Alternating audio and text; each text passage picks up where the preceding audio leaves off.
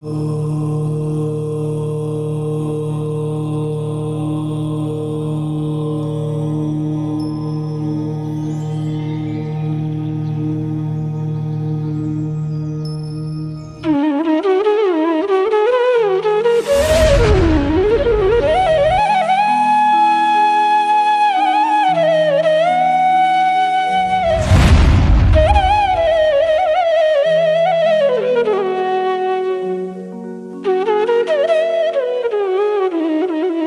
48 साल में 8 साल तो अज्ञान दशा के रहते हैं। खाने पीने उठने बैठने में आप निकाल देते हैं। अब बचे कितने? 48 में से 8, 40 बचे। अब 40 में आप एक साल में यदि 4 ग्रंथ पढ़ते तो 40 साल में कितने ग्रंथ पढ़ लेते? 160। क्या सुन रहे? 160 ग्रंथ आप 40 साल में पढ़ करके प्रकांड विद्वान बन जाते। और यदि आप मन से वचन से काय से उन ग्रंथों का अध्ययन करते तो केवल ज्ञान हो जाता आपका। कितना आपने क्या किया? सिर्फ एक दिन में एक लाइन पढ़ी है और एक लाइन में 18 अक्षरों को आपने 24 घंटे में पढ़ा है। कोई ज़्यादा कोर्स नहीं दे रहे हैं आपको। 24 घंटे में सिर्फ एक लाइन पढ़ना है और एक लाइन में 18 अक्षरों को आपको याद करना है। और एक लाइन यदि आप पढ़ते और अपने जीवन में प्रतिदिन ये संकल्प लेते तो आज आप ऊपर बैठते, हम नीचे बैठते, प्रकांड विद्वान बन जाते। खैर बीती ताही विसार दे, आगे की सिद्ध। जो कुछ हो गई गलती, अब पहले से पद्म सागर मिले नहीं, मिल जाते तो सब प्रकांड विद्वान हो जाते, चोटी के विद्वान हो। अब मिल गए हैं, अब हमने आपको बता दिया। अभी जितनी जिंदगी आपकी बची है उस जिंदगी में आप आज से ही संकल्प लें कि प्रतिदिन हम एक लाइन याद करेंगे। कर सकते हैं? कोई ऐसी महिला, ऐसा पुरुष है जो ना कर सकता हो? बहुत सहज और सरल है। 24 घंटे में एक लाइन, 18 अक्षर, और किसी में 18 हैं, किसी में 17 हैं, किसी में 16 हैं, कोई ज़्यादा नहीं हो सकते। अब इस प्रकार से हम संकल्प ले लें प्रतिदिन, तो ये इष्टोपदेश ग्रंथ आपको 102 दिन में पूरा हो जाएगा। अभी तो हम 5 या 6 दिन में भरसक प्रयत्न करेंगे पूरा करने की। आ गई ना समझ में? हाँ, सबको बनना है प्रकांड विद्वान। संकल्प ले लो, एक लाइन, कोई भी ग्रंथ पढ़ेंगे एक लाइन याद करेंगे। 24 घंटे में उसको याद करो, उसका चिंतन करो, उसका मनन करो और उसको जीवन में धारण करने का प्रयास करो। तो कल हमने 5 गाथाएं आपको पढ़ाई थी। पहले में मंगलाचरण हमने पढ़ा। मंगलाचरण में परमात्मा को याद किया। परमात्मा को याद करते समय परमात्मा में कितने गुण होना चाहिए? 3 गुण होना चाहिए। पहला गुण, फटाफट रिवीजन कर रहा है, स्वभाव की प्राप्ति, संपूर्ण कर्मों के नाश किए और अनंत ज्ञान की प्राप्ति। ये 3 लक्षण जिसमें होते हैं उसको परमात्मा कहा गया है। फिर दूसरी गाथा में ये जो ग्रंथ लिखा गया है, इस ग्रंथ के लिखने में कारण क्या है? तो निमित्त और उपादान की चर्चा हमने की है।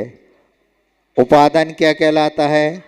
आत्मा की जो शक्ति होती है उसको उपादान कहते हैं। और निमित्त जो है बाहर की जो शक्ति होती है, शरीर आदि की शक्ति होती है, अन्य पदार्थों की जो शक्ति होती है उसको निमित्त कहते हैं। निमित्त और उपादान के मिलने से क्या हो जाता है? कार्य की सिद्धि हो जाती। कोई भी कार्य हो, चाहे सांसारिक हो चाहे पारमार्थिक कार्य हो, दोनों के लिए निमित्त और उपादान की आवश्यकता होती है। अब हमें शुद्ध आत्मा बनाना है अशुद्ध से, तो हमें कौन कौन से निमित्त चाहिए है? सुद्रव्य, सुक्षेत्र, सुकाल, सुभाव और सुभव। ये 5 सु हमें चाहिए है। इनके माध्यम से जो अनादिकाल की हमारी आत्मा अशुद्ध है वो शुद्धपने को प्राप्त हो जाती है। ठीक है, उदाहरण किसका दिया है? स्वर्ण पाषाण का उदाहरण, सोने का नहीं दिया, स्वर्ण पाषाण का उदाहरण दिया। अब हमने व्रत ले लिए, महाराज जी की क्लास में आए, महाराज जी के प्रवचन सुने, प्रवचन सुन करके ज्ञान तो प्राप्त कर लिया, अब आचरण हमने ले लिया। आचरण में हमें व्रत नियम संयम आदि लेने की भावना हुई। तो आपने कहा महाराज जी हम व्रत तो ले ले, नियम ले ले, लेकिन इससे क्या फायदा है? क्या फायदा है इससे व्रत लेने से? तो तीसरी गाथा में कह दिया है कि जो व्रतों का पालन करता है वो देवपने को प्राप्त होता है, और जो व्रतों का पालन नहीं करता है वह नरक पने को जाता है, नरक में जाता है। इसलिए हमने ये ले लिया कि हम तो व्रतों का पालन करेंगे कैसे भी हो। जब छोटे छोटे से जीव छोटे छोटे से नियम पालन करके उच्च गति को प्राप्त हुए हैं, तो हम तो बहुत बड़े जीव है, कम से कम 5 फुट 6 इंच के तो हैं, कोई कोई 10 इंच को होगा, कोई कोई 7 फुट के होंगे, नहीं होंगे? कैसे कह दिया कि हम बहुत छोटे छोटे हैं? बहुत बड़े बड़े हैं। छोटे छोटे नियम एक दिन बहुत बड़े हो जाते हैं और घुटनों के बल चलते चलते पैर खड़े हो जाते हैं। बच्चा चलता है तो पहले घुटनों के बल चलता है, लड़खड़ाता है, गिरता है, उठता है, और फिर बाद में धीरे धीरे घुटनों के बल चलते चलते पैरों पर खड़ा हो जाता है। उसी प्रकार से छोटे छोटे से नियम हमारे जीवन में बहुत कार्यकारी होते हैं। तो हमने नियम ले लिए, उन नियमों के माध्यम से मरण को प्राप्त होंगे तो निश्चित रूप से देवपने को प्राप्त होते हैं। उदाहरण दिया, जैसे छाया में बैठने से सुख और शांति की अनुभूति होती है और धूप में बैठने से हमें दुख और तकलीफ होती है, उसी प्रकार से जो हमें व्रत मिले हैं उन व्रतों के माध्यम से हम स्वर्ग के सुखों को प्राप्त कर सकते हैं और अव्रतों के माध्यम से नरक पने को प्राप्त कर सकते हैं। अब इन्हें व्रतों के माध्यम से क्या होता है? स्वर्ग तो मिलता है। क्या स्वर्ग ही मिलता है? नहीं, इन व्रतों के माध्यम से हमें मोक्ष की प्राप्ति होती है। ये धारणा बनाओ। जैसे आप बाजार में गए और वस्त्र खरीदने के लिए गए, तो ये बताओ कोई दुकानदार बैठा हो कपड़े के वस्त्र वाला, वो सबसे पहले व्यक्ति को ऊंची क्वालिटी का वस्त्र बताएगा कि निम्न क्वालिटी का? ऊंची क्वालिटी का वस्त्र बताएगा। साड़ी खरीदने गए, सबसे अच्छी से अच्छी, महंगी से महंगी, सुंदर से सुंदर साड़ी बताएगा। अब बता दी, आपको पसंद नहीं आई, फिर उसने थोड़ी कम रेट की बताई, फिर और कम रेट की बताई, आपने पूरा ढेर लगा दिया साड़ियों का। फिर अंत में जाके वो थक गया, पसीना पसीना हो गया, तो दुकानदार क्या कहते हैं, भाई जी आप तो अब ये बता दो तुम्हारे पर्स में कितने रुपया है, हम उसके आधार पे साड़ी बताएंगे। आपने ढेर लगा दिया और आपको साड़ी पसंद नहीं आई, अब तो तुम पैसा बता दो के आधार पे हम साड़ी, ऐसे करते हैं ना। तो सबसे पहले ऊंची क्वालिटी का बताते हैं। तो यहाँ पर भी आचार्यों ने कहा है कि आपने व्रत लिए हैं, उन व्रतों का फल क्या है?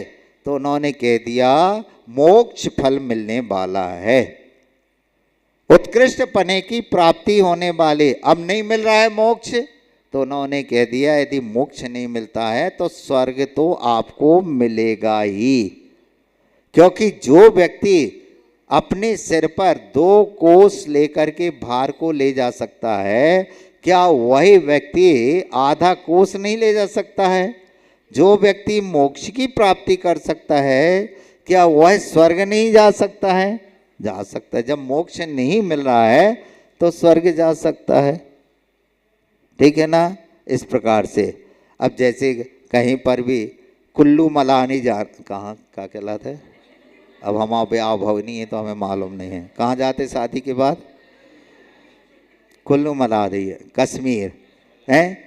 अब शादी के बाद वहीं जाना चाहिए। अब किसी की कैपेसिटी नहीं है तो फिर क्या करते वे, कुंडलपुर के गार्डन में चले जाते हैं, वहाँ चारों तरफ हरियाली है, तो वे यही समझ लेते भैया कुल्लू मनाली नहीं जा रहे हैं तो चलो अपन कुंडलपुर चलें। कोई शिखर जी नहीं जा पा रहा है तो द्रोणगिरी जा कर के भावना करता है कि हम तो शिखर जी हुआ है। अब वहाँ तक नहीं जा पा रहा है तो यही आसपास में जा कर के करते कि नहीं। अब कोई मोक्ष नहीं जा रहा है तो स्वर्ग में ही संतुष्टि कर लेता है। अगला बताए, अब स्वर्ग के जो सुख है वो सुख कैसे होते हैं, तो उन्होंने कहा स्वर्ग की सुख है इंद्रियों से, इंद्रियों के गोचर होते हैं, इंद्रियों के द्वारा भोगे जाते हैं, दुखों से रहित होते हैं, और कैसे होते हैं, दीर्घ काल तक भोगने योग्य होते हैं। ये तीन विशेषताएं स्वर्ग के सुखों की बताई गई है। हाँ, फल तो मिलता है, व्रत का फल तो मिलता है, लेकिन जितना मिलना चाहिए उतना नहीं, बट्टा लग जाता है। हाँ बिल्कुल। अब जो मोक्ष जाना चाह रहे हैं, व्रत पालन निर्दोष पालन करने हैं, मोक्ष जा रहे हैं, अब उन्होंने गुस्सा कर ली, मायाचारी छल कपट कर दी, तो व्रत का फल तो मिलेगा लेकिन थोड़ा कम हो गया, वे स्वर्ग चले जाएंगे, ऐसा हो सकता है। उसको भी लगेगा निमित्त, इसलिए निमित्त और उपादान दोनों हैं। निमित्त बाहर ही है, उपादान आपके में भी कटौती होगी और उसके में भी कटौती होगी, दोनों में होगी। अगला देखिए, वासना मात्र में वही तत् सुखम दुखम च देहिनाम तथा ह्युद बेजीयन्ते ते भोगा रोगा इवापदी। कल इस गाथा को हमने पढ़वा दिया था, अर्थ नहीं बताया। जो हमें सुख और दुख प्राप्त होता है किसके द्वारा होता है, इंद्रियों के माध्यम से। किसके माध्यम से हो रहा है, जितने भी संसार के सुख हैं और दुख हैं ये पांच इंद्रियों के द्वारा मिलते हैं। तो क्या ये वास्तव में हमें सुख देती है इंद्रियां? नहीं, ये सुख जो मिल रहा है ये भ्रम मात्र है, जो दुख मिल रहा है ये भ्रम मात्र है। भ्रम का मतलब है हकीकत नहीं, वास्तविक नहीं, असली नहीं है, ये सब झूठा है। अब जैसे हम आपसे कहें गर्मी बहुत पड़ रही है और रात्रि में उल्टा पलटी करते हैं आप, तो आपने क्या किया, कूलर चालू कर लिया। क्या आनंद की प्राप्ति हो रही, ऐसा लग रहा है जैसे स्वर्ग में पहुंच गए। रात में कुंभकर्ण की नींद में सो गए, घुर्राटे मार करके सो गए, 12 घंटे सोए। अब सोए, आनंद की अनुभूति के साथ सोए, सुख के साथ में सोए, और जब सुबह उठे एड़ाई मुर्राई लेने लगे। एड़ाई मुर्राई जाते हो, ऐसे करने लगे, अरे क्या हो रहा है, मालूम नहीं, पैरों में दर्द हो रहा है, हाथ पांव में खिंचाई हो रही है, कजन क्या होगा है, रात में कोई भूत प्रेत कर गए, क्या कर गए, होता है कि नहीं बताओ। रात भर तो आप सुख चैन से सोए और सुबह हाथ पैर में दर्द होने लगा, खिंचाई होने लगी, पानी की कमी जैसे लगने लगी। किसके कारण हुआ? जो कूलर की हवा थी उसने रात भर आपको सुख से सोने दिया, और जैसे ही सुबह हुआ तो उसी कूलर की हवा ने आपको दुख पैदा कर दिया। किया कि नहीं? यदि सुख पैदा होता तो आपको दिन भर सुख की अनुभूति बनी रहना चाहिए, लेकिन 12 घंटे तो आपको सुख प्राप्त हुआ, लेकिन उसके बाद आपको दुख की प्राप्ति हो गई कि नहीं बताओ।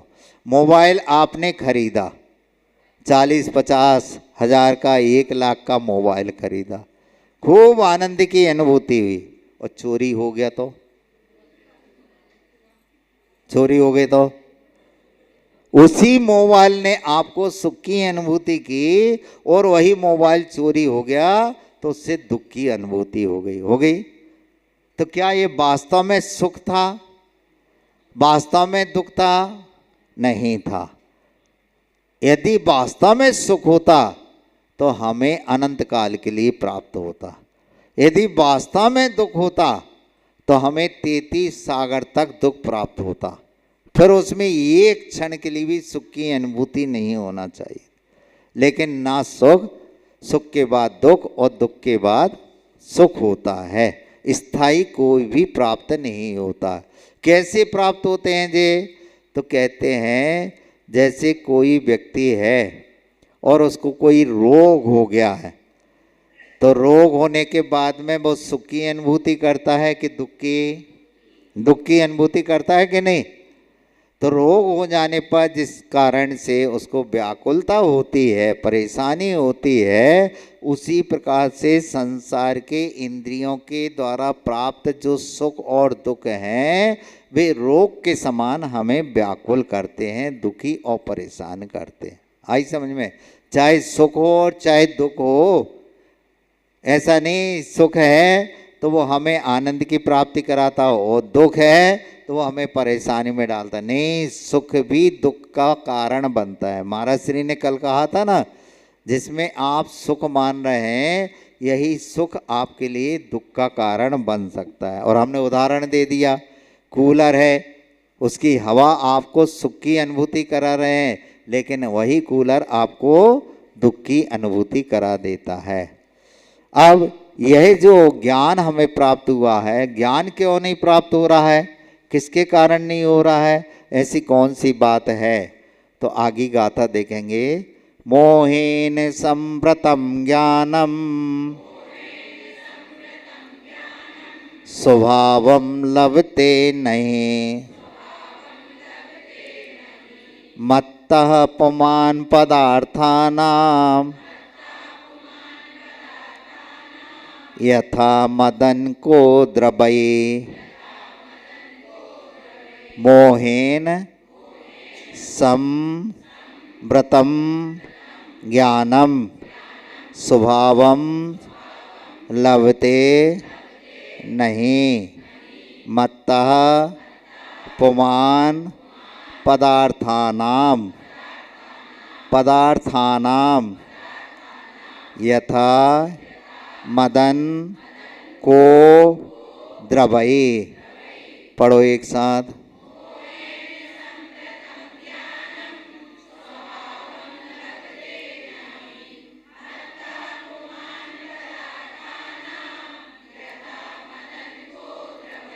क्या कहा आचार्य पूजपाद स्वामी? क्या कहते हैं कि जो मोहेन संव्रतम ज्ञानम, जो हमारा ज्ञान है, सम्यक ज्ञान है, केवल ज्ञान है, वो सम्यक ज्ञान, केवल ज्ञान किसके द्वारा ढका हुआ है? मोह के द्वारा ढका हुआ है। अब और उस मोह के द्वारा ढका हुआ ज्ञान क्या नहीं करने दे रहा है हमें?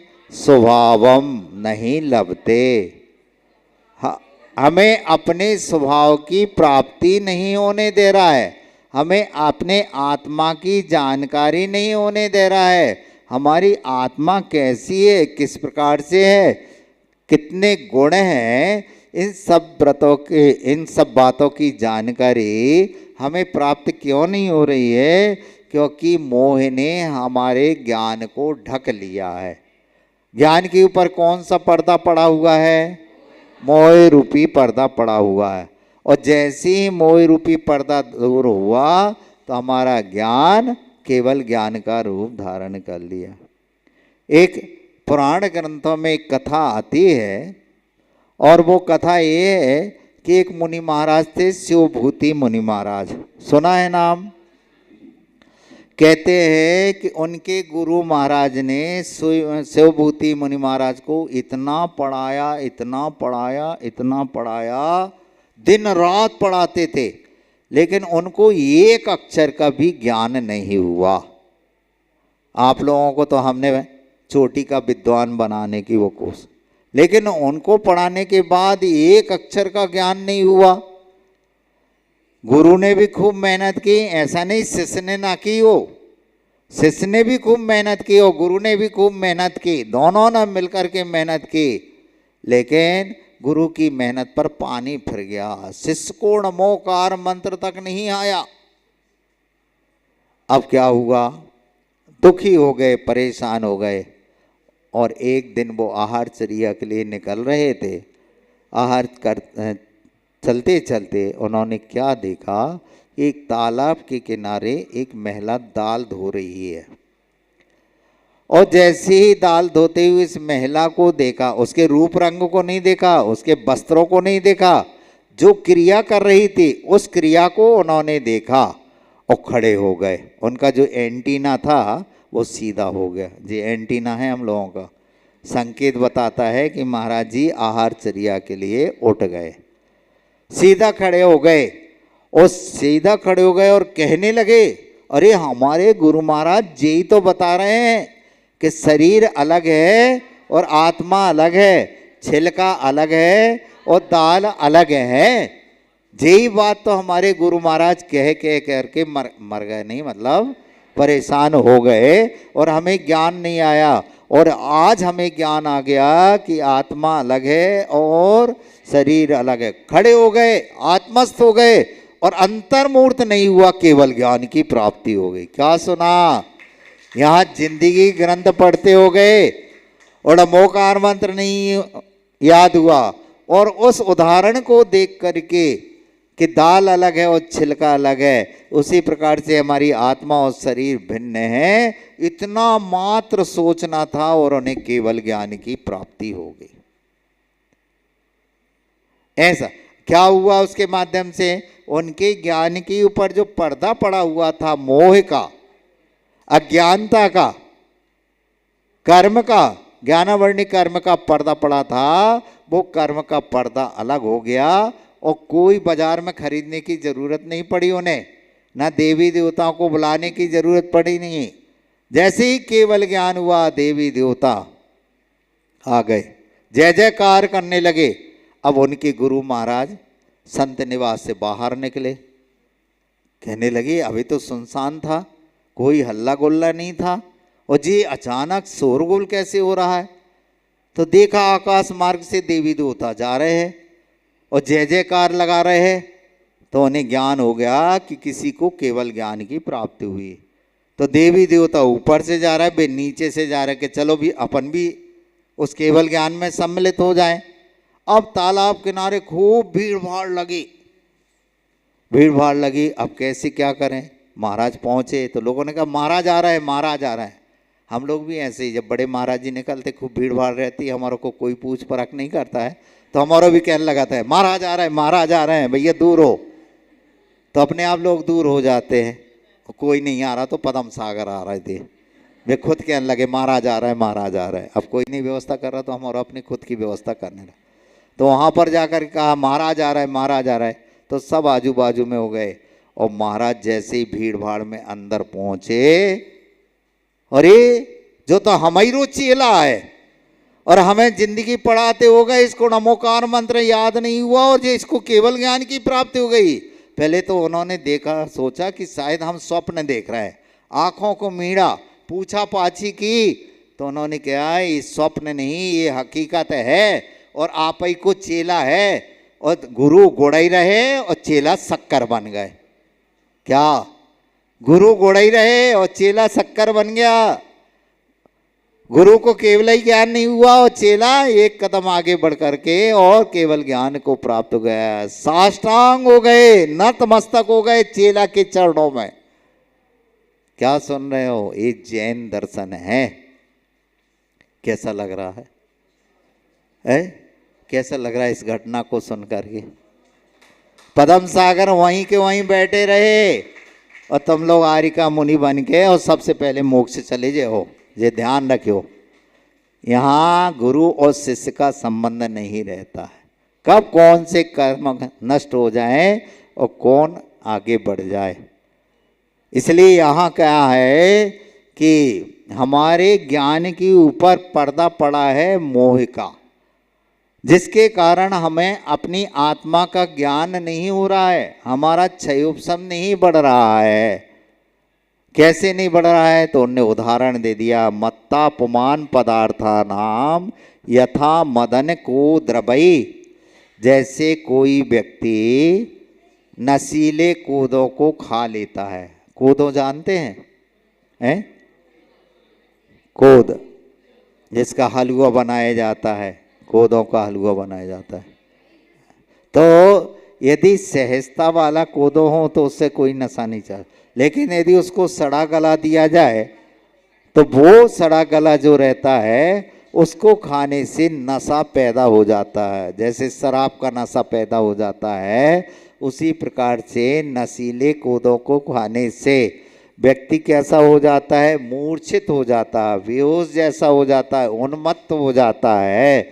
उसी प्रकार से मोह रूपी शराब को पी करके यह व्यक्ति भी उन्मत्त हो जाता है। छैडाला कार ने कहा है, मोह महामद पियो अनादि, भूले आप को भर मत वादे।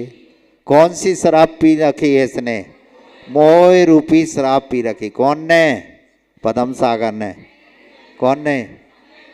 हम सभी संसारी जीवों ने, उसमें हम भी आ जाएंगे।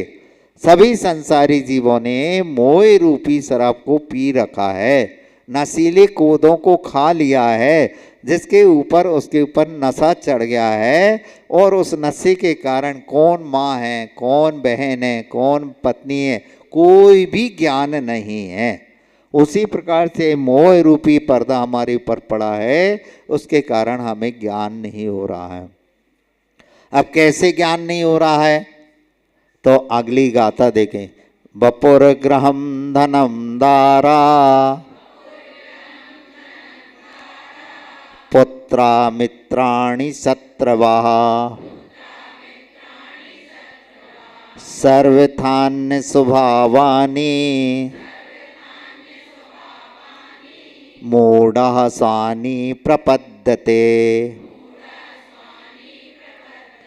बपोर ग्रहम धनम दारा, पुत्रा मित्राणि शत्रवा, सर्वथान्य स्वभावानि, मूढ़ः स्वानि प्रपद्यते। पढ़ो।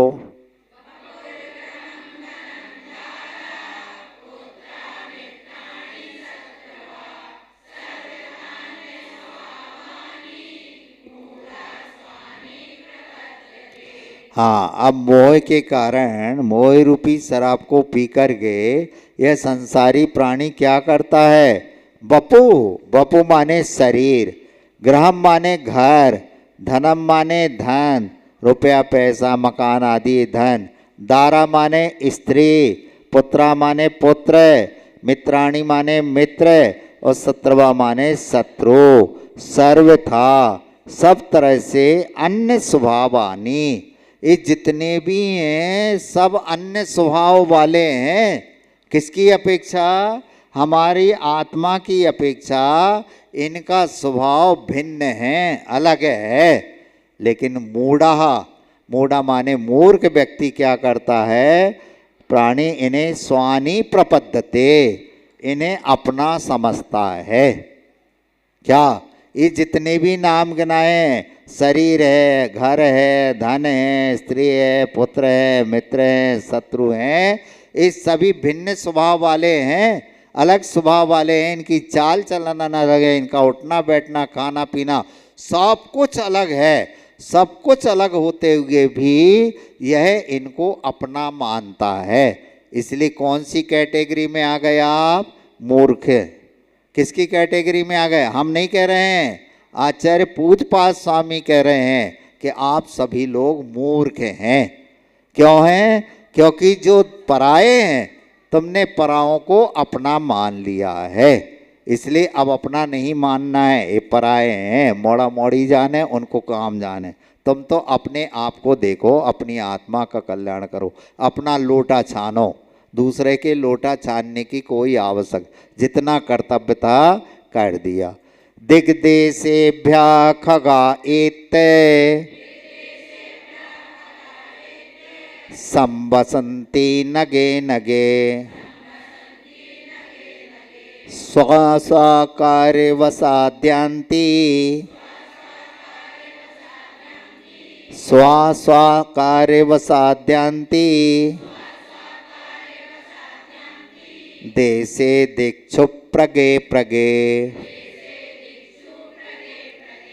दिग देशेभ्यः देशेभ्यः खगा एते सम बसंती नगे नगे स्व स्व कार्य वसा ध्यांति ध्यांति दा में या मिला है ध्यांति देशे दिक्षुप प्रगे प्रगे।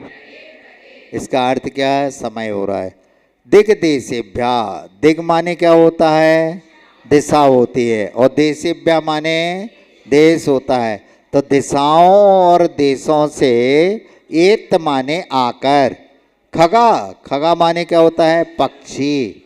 कहाँ कहाँ से पक्षी आ रहे हैं?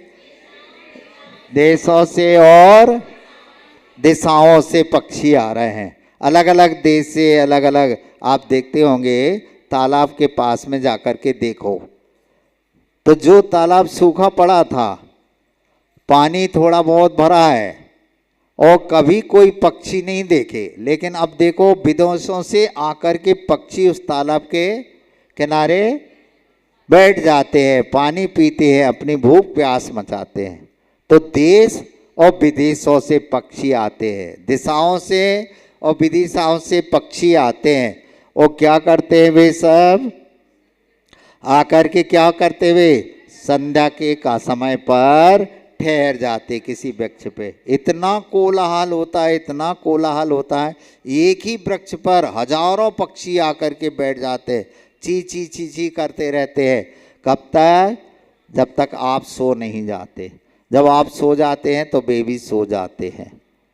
फिर उनका मौन व्रत हो जाता है। मौन हो करके फिर सुबह जैसे ही उठते हैं, सब जहाँ से आए वे सब अपनी अपनी दिशाओं को चले जाते हैं। ये उदाहरण दिया। उसी प्रकार से स्वा कार्य वसाद्यन्ति देशे दिक्षु प्रगे। उसी प्रकार से जो परिवार में जो है, माता है, पिता है, भाई है, बहन है, चाचा है, चाची है, ये सब अलग अलग एक ही स्थान से आए का? सबको माय को एक ही है? मम्मी पापा को सबको माय को एक ही है का? सबकी ससुराल एक ही है का? सब अलग अलग जगह से आए। कोई स्वर्ग से आए, कोई नरक गति से आए, कोई त्रियंच गति से आए, कोई जबलपुर से आए, कोई दमोह से आए, कोई कहीं से आए, और सब आकर आकर एक स्थान पर मिल गया। और मिल गए, खाए पिए सोए, अपने आनंद मनाया, और आयु समाप्त हुई तो सब इकट्ठे मर गए। नहीं, इकट्ठे नहीं मरते, इकट्ठे नहीं आते, अलग अलग आते हैं और अलग अलग मरते हैं। जाते हैं कि नहीं? हाँ। आप अकेला हो तरे यों कहो इस जीव को। हाँ, मम्मी कहने लगे कि हमें लोवा चलो, कितना कछु कर ले। आप अकेले आए हो, अकेले ही जाओगे। आप अकेले जन्म लिया, अकेले ही मरण को प्राप्त करोगे। तो महाराज जी जुड़वा पैदा होते वे तो संगे संगे आए हैं। तो देख लो, 2 मिनट का, 5 मिनट का, 1 घंटे का अंतर रहता है। एक साथ नहीं आते हैं, कुछ ना कुछ अंतर उसमें रहता है। और यदि एक साथ पैदा हो जाएं तो ये अपवाद कहलाते हैं, हकीकत नहीं। कभी कभार हो जाता है, लेकिन सब अकेले आए हैं और सब अकेले जाने। निश्चय की अपेक्षा से अकेले आए हैं और अकेले जाएं। लेकिन व्यवहार की अपेक्षा से देखा जाए तो 2 के बिना आते नहीं और 4 के बिना जाते नहीं। क्या सुना? माता पिता के सहयोग के बिना आ नहीं सकते तुम, ऐसे नहीं आसमान से टपक पड़ो हैं, और चार के बिना जाओगे नहीं। जब तक चार कंधा नहीं लगाएंगे तब तक जाने वाले नहीं। ये व्यवहार नहीं की अपेक्षा से, लेकिन निश्चय नहीं की अपेक्षा से अकेले आओगे और अकेले जाओगे। तो जैसे पक्षी दिशाओं से और विदिशाओं से आते हैं और ठहर जाते हैं, और जैसे ही सुबह होती है सब अपने अपने काम से अपनी अपनी दिशा और विदिशा में चले जाते हैं। उसी प्रकार से संसारी प्राणी परिवार में रह रहा है, माता के रूप में, पिता के रूप में, भाई के रूप में, बंधु के रूप में रह रहा है। तो जब तक सबकी उम्र रहती सब साथ में रहते हैं, और जैसे ही समाप्त हो जाती है सब अपने अपने गति के अनुसार, अपने कर्म के अनुसार चले जाते हैं। विराधिका कथम हंत्रे जनाए परिकुप्यति त्रयंगुलम पातयन पदाभ्याम स्वयं दंडे निपात्यते। विराधिका कथम हंत्रे जनाए परिकुप्यति त्रयंगुलम त्रयंगुलम पातयन पदाभ्याम पदाभ्याम पदाभ्याम स्वयं दंडेन पात्यते। पढ़ो।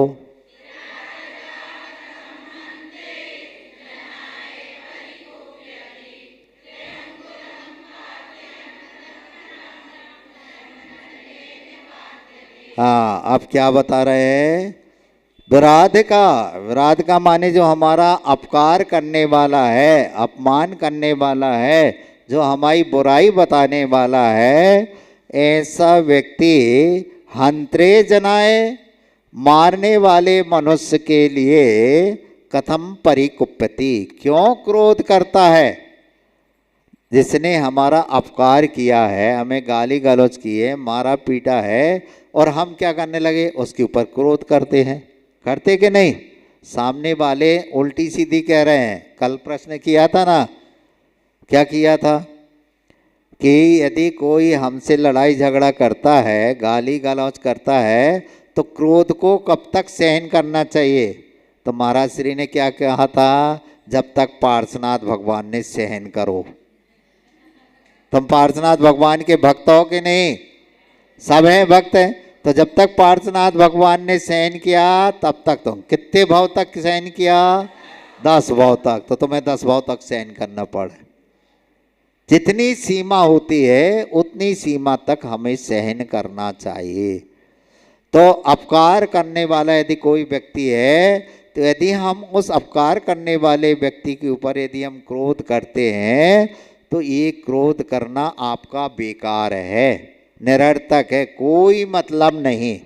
तो उदाहरण दिया, हमें समझ में नहीं आ रहा है, कोई हमें गाली गलौज करते रहे, मारा पीटी करते रहे और हम कुछ ना बोले, ऐसे कैसे हो सकता है? हम भी तो कुछ कहेंगे। उन्हें 1 पत्थर मारो, हम 2 पत्थर मारेंगे। उन्हें 1 गाली दी, हम 2 गाली दें। उन्हें हाथ पांव उठाए, हम लाते मारेंगे। कछु तो करना पड़ेगा, नहीं तो वो तो हावी होता जा रहा है। तो यहाँ बहुत सुंदर गाथा है, इम्पोर्टेंट गाथा है। तो यहाँ आचार्य पूजपाद स्वामी कह रहे हैं कि यदि कोई अपकार करता है और आप यदि इसके ऊपर क्रोध करते हैं, तो क्रोध का कोई भी फल मिलने वाला नहीं है। कैसे? तो इन्होंने कहा त्रयंगुलम पदाभ्याम पातियन। त्रयंगुलम माने एक फावड़ा होता है। फावड़ा जानते हैं? गिट्टी आदि समेटने वाला, भूसा आदि समेटने वाला फावड़ा। थोड़ा उसमें एक डंडा लगा रहता है, नीचे लोहे का लगा रहता है, थोड़ी चौड़ा रहता है। अब उसको खड़ा करो तो सीधा खड़ा होता है कि थोड़ा तिरछा खड़ा होता है? तुम लाख कोशिश कर लेने, उस फावड़े को सीधा नहीं खड़ा कर सकते, थोड़ा सा झुकना ही पड़ेगा उसको। अब तुमने उस फावड़े में थोड़ी सी लात मार दी, पैर मार दिया, अब वो फावड़ा आपकी तरफ गिरेगा कि पीछे की ओर गिरेगा? अपनी तरफ गिरेगा, क्योंकि वो झुका जिस तरफ है उसमें थोड़ा सा धक्का लगा तो वो अपनी तरफ गिरेगा। जैसे आप मंडी में जाओ, वहाँ पर एक तराजू लगी रहती, बहुत बड़ी तराजू, वो कितनी लकड़ियों पर टिकी रहती है? 3 लकड़ियों पर टिकी रहती है। अब आपने 3 में से एक लकड़ी को अलग कर दिया तो तराजू उस तरफ गिरेगी कि तुम्हारे ऊपर गिरेगी? अपने ऊपर ही गिरेगी। देखो कितना सुंदर उदाहरण दिया। उसी प्रकार से यदि किसी ने गाली गलौज की, मारा पीटी की, कुछ भी किया और तुमने उसको क्रोध कर दिया तो नुकसान किसका हुआ? उसने तो जो किया किया, लेकिन नुकसान तुम्हारा है। एक और उदाहरण, जैसे आप भरपेट भोजन करके किसी के यहाँ गए और उसने कहा थाली लगा करके 56 प्रकार का भोजन करके थाली में लगा करके आपके सामने रख दिया। अब आपसे कहा कि भोजन कर लो, आपने कहा हम खा के आए, भरपेट है, बहुत मनाया, लेकिन आपने एक दाना भी नहीं खाया। अब ये बताओ, वो थाली सजा करके लाया तो थाली तुम रख लोगे कि वो अपनी थाली स्वयं वापस ले जाएगा? सही सही बताइयो, नहीं तो तुम कहो हमारे डब्बा में रख दो, हम घर खा लें। अच्छा माना जाएगा? हैं वे कहेंगे इनके यहाँ खाने नहीं मिलता इसलिए ये डब्बा में भर के ले जा रहे हैं। अच्छा नहीं, तो उसने थाली लगा करके लाया और आपने उस थाली को स्वीकार नहीं किया तो जिसकी थाली थी वो थाली उसी की ओर लौट गई। उसी प्रकार से किसी ने आपको गाली गलौज दी, उल्टे सीधे शब्द किए, और आपने उन गाली गलौज को, उल्टे सीधे शब्द को ग्रहण नहीं किया तो वे शब्द कहाँ जाएंगे? उसी के पास चले जाएंगे। सीधी सी बात है। तो जब कोई हमारे ऊपर अपकार कर रहा है तो हम उसके प्रति क्रोध क्यों कर रहे हैं?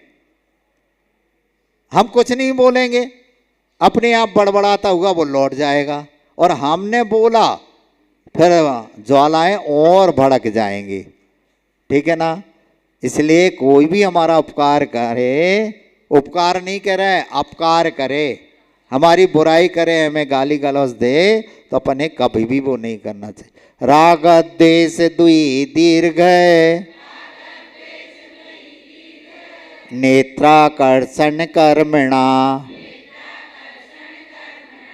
अज्ञाना सुचिरम जीवा संसाराब्धौ भ्रमत्यसौ। राग द्वेष, देखो डैश लगा है, मतलब आगे पीछे के शब्द जुड़े हुए हैं। राग द्वेष द्वि दीर्घ नेत्रा कर्षण कर्मणा अज्ञानात् सुचिरम जीवा अज्ञानात् सुचिरम जीवा संसाराब्धौ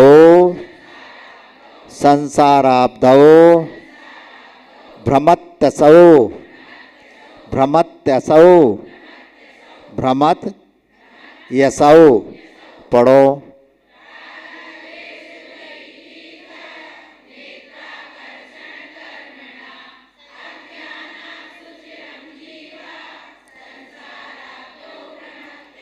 हाँ, अब देखो यह संसारी जीव है, यह कैसा है? इस संसार समुद्र में किसके कारण? अज्ञानात, अज्ञानता से। सुचिरम, सुचिरम माने अनादिकाल से क्या कर रहा है? भ्रमति, भ्रमति माने भ्रमण कर रहा है। कैसे कर रहा है? तो उदाहरण दिया, राग द्वेष द्वि दीर्घ नेत्राकर्षण कर्मणा। जिस प्रकार से मथानी के द्वारा दही को मथा जाता है तो एक रस्सी से मथा जाता है, लेकिन एक रस्सी में कितने छुड्डा होते हैं? 2 छुड्डा होते हैं, है ना? और दोनों छुड्डों को एक साथ खींचते हैं और एक साथ छोड़ देते हैं, ऐसे ही करते हैं। अब हमने तो कभी मथा नहीं है, क्या करते हैं? हाँ, एक रस्सी को छोड़ा और दूसरे को खींचा, फिर इसको छोड़ा, फिर इसको खींचा, ऐसे करते ना, ऐसे एक्सरसाइज, है ना? तो 2 छुड्डा है, रस्सी एक है। उसी प्रकार से जो मथानी होती है, उस मथानी में से दही को मथा जाता है तो रस्सी के माध्यम से होता है। उसी प्रकार से संसारी प्राणी भी अनादिकाल से इस संसार में भटक रहा है, राग द्वेष रूपी दो छुड्डों के माध्यम से ही, और अज्ञानता के कारण इस संसार में भटक रहा है। जावाणी के ज्ञान ते सूझे लोकालो, सो वाणी मस्तक नमो सदा। हे जिनवाणी भारती तो जपो जिन रैन, जो तेरो शरणा गए सो पावे सुख से। देव बजो अरिहंत को, गुरु से हो निर्गन, दया धर्म पालो सदा यही मोक्ष का।